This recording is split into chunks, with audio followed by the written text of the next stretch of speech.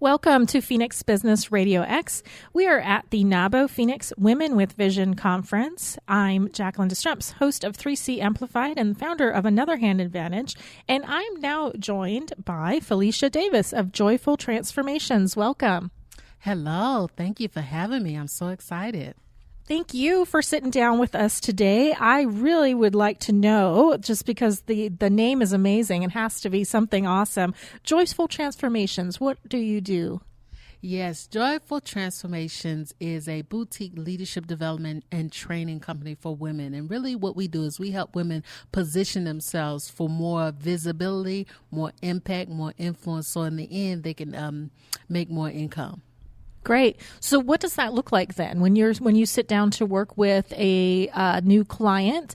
What does that process look like?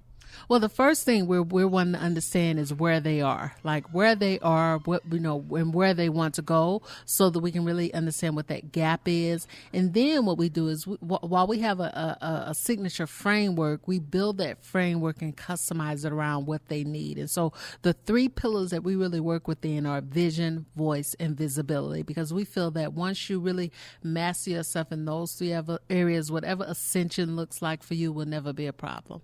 And I think the visibility part of that is really key, because a lot of times I feel like people maybe know what their vision is and how they want to deploy that for it. But then when it comes to the visibility, they really have a hard time with getting themselves out there. Yeah, and that's one of the reasons why, today we were really talking about how to really, for women to really reclaim their power to lead, and really dealing with what's known as the imposter syndrome. And that's really one of the things that really kind of cuts people off at the knees when it comes to really being visible and vocal in a way that's really going to have a sustainable impact. Exactly, because I think a lot of times, especially as women, we look at the marketplace and go, oh, shoot, there's already somebody doing what I do. So who's going to listen to me? And really, I would think then your focus would be on what's unique about what they have to say. Sure, there might be somebody else out there, but what's unique about what they have to say, and kind of what's their special gift for getting that information out to who needs it. Yeah, and one of the things that where we really help women position themselves differently, oftentimes we really think that our biggest threat is our competitor, but our biggest threat is really helping people wake up out of their comfort zones. And so we really help them focus on their target and how they can wake people up out of their comfort zones so that then they can listen to them. So why is it important for you today to be here at the NABO conference? What are you really hoping to get out of this conference? And what are you hoping that the audience gets out of being at the conference today? Well, I'm really here to take in what's being shared, but also to give from the perspective of women are what I call the silver bullet to making things go gangbusters. And so I really want women to understand that their voices matter, that their opinions matter, that their visibility matter, and it's all required, and to step boldly in it so that they can become leaders of impact, influence, and change.